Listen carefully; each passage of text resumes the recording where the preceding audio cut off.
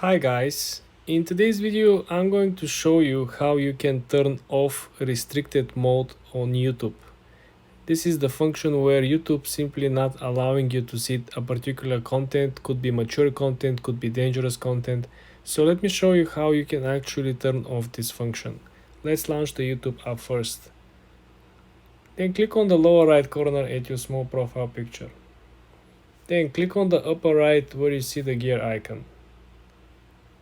When we're at our settings menu, I want you to click on General, guys. Then, if you scroll down, you will see that we have an option that is called Restricted Mode. So if you have this option on, essentially this filter from YouTube will prevent you to see mature videos.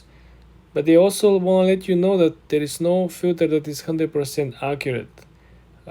Also very important is that when you turn this filter on and off, this simply applies for only one device that you're currently using.